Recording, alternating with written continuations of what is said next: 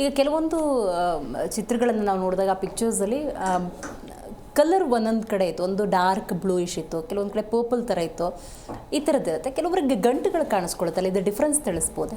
ಅದೇ ಏನಾಗುತ್ತೆ ವೇನ್ಸಲ್ಲಿ ಅದು ತುಂಬ ಅಂದರೆ ಒಂದೊಂದು ಜಾಗದಲ್ಲಿ ಅದು ವ್ಯಾಲ್ಸ್ ಇದ್ದಿದ್ದ ಕಡೆ ಅಥವಾ ಒಂದೊಂದು ಯಾವ ಒಂದು ವೀಕ್ ಪಾಯಿಂಟಲ್ಲಿ ಏನಾದ್ರು ತುಂಬ ಅದು ಬಲ್ಜ್ ಆದರೆ ಸಿವಿಯರ್ ಆಗಿ ಸೊ ಅಂಥ ಕಡೆ ಗಂಟು ಥರ ಕಾಣಿಸ್ಕೊಳ್ಳುವಂಥದ್ದು ಒಂದು.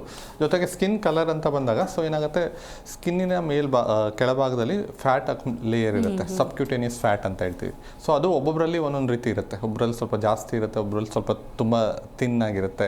ಅದು ಡಿಪೆಂಡಿಂಗ್ ಆನ್ ದಟ್ ಅದು ಕಲರ್ ಚೇಂಜಸ್ ಆಗೋದು ವ್ಯತ್ಯಾಸ ಆಗ್ಬೋದು. ಅಥವಾ ಇನ್ನೊಂದು ವೇನ್ಸಲ್ಲಿ ಬ್ಲಡ್ ಫ್ಲೋ ಯಾವ ಥರ ಆಗ್ತಾ ಇದೆ ಅದು ಕೂಡ ಇಂಪ್ಯಾಕ್ಟ್ ಆಗ್ಬೋದು. ಸೊ ಈಗ ಏನಾಗುತ್ತೆ, ಈ ಥರದ ಒಂದು ಸ್ಕಿನ್ ಡಿಸ್ಕಲರೇಷನ್ ಏನು ಕಾಣಿಸ್ತಾ ಇದೆ ಅದು ಪ್ರಾಮಿನೆಂಟ್ ಆಗಿದೆ. ಸೊ ಅರ್ಲಿ ಮಾರ್ನಿಂಗ್ ಟೈಮಲ್ಲಿ ತುಂಬ ಜನರಲ್ಲಿ ಎಲ್ಲ ನಾರ್ಮಲ್ ಇರುತ್ತೆ. ಸೊ ಅಂದರೆ ರೆಸ್ಟ್ ಮಾಡಿ ಇದ್ದಾಗ ಅಂಥ ಟೈಮಲ್ಲಿ ಏನು ಯಾವುದೇ ಥರ ವೇನ್ಸ್ ಪ್ರಾಮಿನೆಂಟಾಗಿ ಕಾಣ್ ಬಂದಿರೋದಿಲ್ಲ. ಸೊ ಹಾಗಾಗಿ it all depends, blood circulation ಯಾವ ಥರ ಆಗ್ತಾ ಇರುತ್ತೆ, ಅವರ ಆ್ಯಕ್ಟಿವಿಟೀಸ್ ಯಾವ ಥರ ಇರುತ್ತೆ, ಬಾಡಿ ವೆಯ್ಟ್ ಏನಿದೆ, ಸೊ ಇದು ಅನುಗುಣವಾಗಿ ಕೂಡ ಅಥವಾ ಸಬ್ಕ್ಯೂಟೇನಿಯಸ್ ಫ್ಯಾಟ್ ಏನಿದೆ ಸೊ ಅದ್ರ ಮೇಲೆ ಡಿಪೆಂಡ್ ಆಗುವಂಥದ್ದು.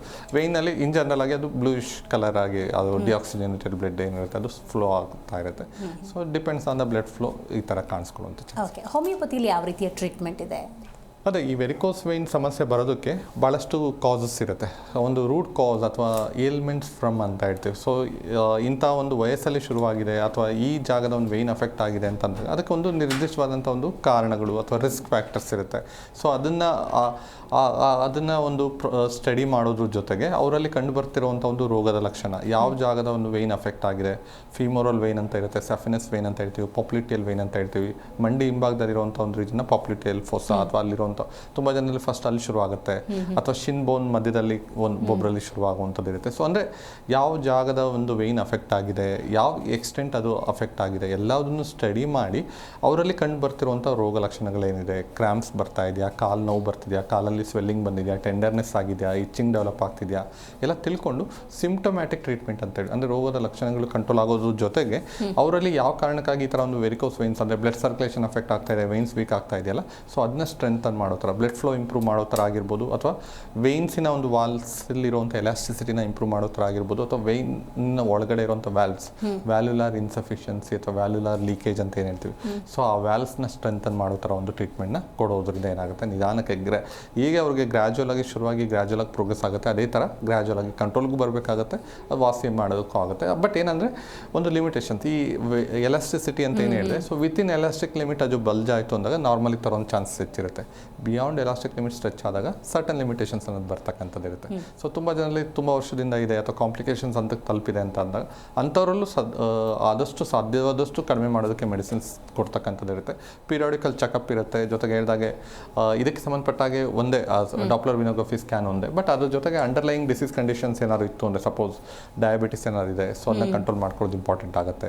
ಅಥವಾ ರಿಸ್ಕ್ ಫ್ಯಾಕ್ಟರ್ಸ್ ಏನಾದ್ರು ಇದೆ, ಆಕ್ಯುಪೇಷನಲ್ ಫ್ಯಾಕ್ಟರ್ಸ್, ಈಗ ಕೆಲವೊಬ್ರು ಏನಾಗುತ್ತೆ ನಿಂತ್ಕೊಂಡು ಮಾಡಲೇಬೇಕಾದಂಥ ಅನಿವಾರ್ಯತೆ ಇರ್ಬೋದು, ಅಂಥವ್ರಲ್ಲಿ ಮಾಡಿಫಿಕೇಶನ್ ಮಾಡ್ಕೊಳ್ಳುವಂಥದ್ದು, ಅಥವಾ ಸಾಕ್ಸ್ ಅಂತ ಹೇಳ್ತೀವಿ ಸ್ಟಾಕಿಂಗ್ಸ್ನ ಯೂಸ್ ಮಾಡುವಂಥದ್ದು, ಅಥವಾ ರೆಸ್ಟ್ ಇದ್ದಾಗ ಒಂದು ಫುಟ್ ಎಂಡ್ನ ಎಲಿವೇಟೆಡ್ ಪಾಸ್ಚರಲ್ಲಿ ರೆಸ್ಟ್ ಮಾಡುವಂಥದ್ದು, ಅಂದರೆ ಸರ್ಟನ್ ಕಾಂಪ್ಲಿಮೆಂಟ್ರಿ ಮೆಜರ್ಸ್ ಅಂತ ಹೇಳ್ತೀವಿ ಮೆಡಿಸಿನ್ಸ್ ತಗೊಳ್ತಾ. ಸೊ ಇದೆಲ್ಲರೂ ಕೂಡ ರೆಕಮೆಂಡ್ ಮಾಡುವಂಥದ್ದು. ಪ್ರತಿಯೊಬ್ಬರಲ್ಲೂ ಒಂದೊಂದು ಹೇಳಿದಾಗೆ ಡಿಫ್ರೆಂಟ್ ಸ್ಟೇಜಸ್ಸಲ್ಲಿ ಈ ಒಂದು ಡಿಸೀಸ್ ಕಂಡೀಷನ್ಸ್ ಇರತಕ್ಕಂಥದ್ದು ಇರುತ್ತೆ. ಸೊ ಅದನ್ನು ಸ್ಟಡಿ ಮಾಡಿ ಅವ್ರಿಗೆ ಹೊಂದ್ಕೊಳ್ಳೋ ಥರ ಒಂದು ಲೈಫ್ ಸ್ಟೈಲ್ ಇರ್ಬೋದು, ಅಥವಾ ರಿಸ್ಕ್ ಫ್ಯಾಕ್ಟರ್ಸ್ ಇದ್ದರೆ ಅದನ್ನ ಸರಿಪಡಿಸ್ಕೊಳ್ಳುವಂಥದ್ದು, ಅಂಡರ್ಲೈನ್ ಡಿಸೀಸ್ ಕಂಡೀಷನ್ಸ್ ಇತ್ತು ಅಂದರೆ ಅದನ್ನ ಸರಿಪಡುವಂಥದ್ದು, ಅಂದರೆ ಮಲ್ಟಿಪಲ್ ಕಂಪ್ಲೇಂಟ್ಸ್ ಏನಾದ್ರು ಇತ್ತು ಅಂದರೆ ಅದನ್ನ ವಾಸಿಯಾಗೋ ಥರ ಒಂದು ಮೆಡಿಸಿನ್ಸ್ ಕೊಡೋದು. ತುಂಬ ಜನರಲ್ಲಿ ವೆರಿಕೋಸ್ ವೇನ್ ಜೊತೆಗೆ ಆರ್ಥ್ರೈಟಿಸ್ ಸಮಸ್ಯೆ ಕೂಡ ಬರುವಂಥದ್ದು ಇರುತ್ತೆ, ಮಂಡಿ ನೋವು ಎಲ್ಲ. ಸೊ ಆ ಎರಡು ಸಮಸ್ಯೆಗೂ ಕ್ಯೂರ್ ಆಗೋ ಥರ ಒಂದು ಮೆಡಿಕೇಷನ್ಸ್ ಕೊಡುವಂಥದ್ದು. ಅಂದರೆ ಕಂಪ್ಲೀಟಾಗಿ ಇದನ್ನ ನಾವು ಹೋಲಿಸ್ಟಿಕ್ ಅಪ್ರೋಚ್ ಅಥವಾ ಇಂಡಿವಿಜುವಲೈಸೇಷನ್ ಅಂತ ಹೇಳ್ತೀವಿ. ಹೋಮಿಯೋಪತಿ ಟ್ರೀಟ್ಮೆಂಟಲ್ಲಿ ಸೊ ಒಂದು ಕಂಪ್ಲೀಟ್ ಆದಂಥ ಒಂದು ಕೇಸ್ ಹಿಸ್ಟ್ರಿ ಸ್ಟಡಿ ಮಾಡಿ ಅವ್ರಿಗೆ ಸೂಕ್ತವಾದಂಥ ಒಂದು ಟ್ರೀಟ್ಮೆಂಟ್ ಕೊಡೋದ್ರಿಂದ ಸೊ ಗ್ರ್ಯಾಜುವಲ್ ಆಗಿ ಚೇಂಜಸ್ ಆಗುತ್ತೆ. ಲಾಂಗ್ ಸ್ಟ್ಯಾಂಡಿಂಗ್ ಅಂದರೆ ಒಂದು ಸತಿ ಅದು ರಿಲೀಫ್ ಆಗ್ತಾ ಬಂತು ಅಂತಂದರೆ ಅದು ಸಸ್ಟೈನಿಂಗ್ ಅಂತ ಹೇಳ್ತೀವಿ. ಅಂದರೆ ಲಾಂಗ್ ಟರ್ಮಲ್ಲಿ ಅವ್ರಿಗೆ ರಿಲೀಫ್ ಸಿಗ್ತಕ್ಕಂಥದ್ದು ಇರುತ್ತೆ. ಮತ್ತೆ ಬರುವಂಥ ಚಾನ್ಸಸ್ ಆಗಿರ್ಬೋದು, ಅಥವಾ ಮತ್ತೆ ಫರ್ದರ್ ಡ್ಯಾಮೇಜ್ ಆಗೋದು, ಫರ್ದರ್ ಕಾಂಪ್ಲಿಕೇಶನ್ಸ್ ಡೆವಲಪ್ ಆಗುವಂಥದ್ದು, ಈ ಥರದ್ದೆಲ್ಲ ಪಾಸಿಬಿಲಿಟೀಸ್ ಇರೋದಿಲ್ಲ. ತುಂಬ ಜನರಲ್ಲಿ ಫಸ್ಟ್ ಒಂದು ಕಡೆ ಶುರುವಾಗಿ ನಂತರ ಇನ್ನೊಂದು ಲೆಗ್ಗಲ್ಲಿ ಕಾಣಿಸ್ಕೊಡುತ್ತೆ. ಸೊ ಅದನ್ನು ಪ್ರಿವೆಂಟ್ ಮಾಡೋದಕ್ಕೂ ಕೂಡ ಸಾಧ್ಯ ಆಗುತ್ತೆ. ಸೊ ಹಾಗಾಗಿ ಅಂದರೆ ಎಷ್ಟು ಅರ್ಲಿಯಾಗಿ ಅವರು ಟ್ರೀಟ್ಮೆಂಟ್ ತಗೋತಾರೆ ಅಷ್ಟು ಬೇಗ ಸಮಸ್ಯೆನ ಸರಿಪಡಿಸೋದಕ್ಕೆ ಕೂಡ ಸಾಧ್ಯ ಆಗುತ್ತೆ ಅಂತ. ಜಿ ಕನ್ನಡ ನ್ಯೂಸ್ ಈಗ ನಿಮ್ಮ ಮನೆಯಲ್ಲೇ ನೋಡಿ, ಎಲ್ಲ ಕೇಬಲ್ಗಳಲ್ಲಿ ಈಗ ಲಭ್ಯ.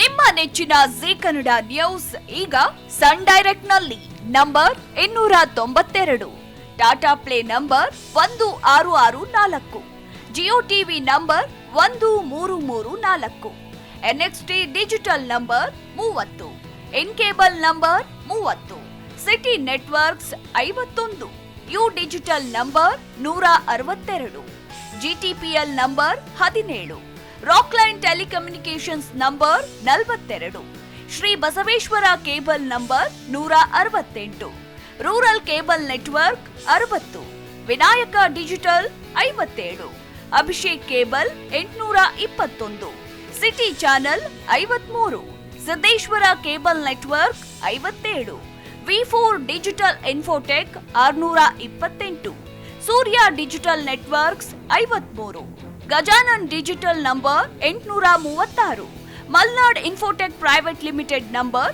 56, Metrocast number 830, Victory Digital number 167ರಲ್ಲಿ ನೋಡಿ ಆನಂದಿಸಿ.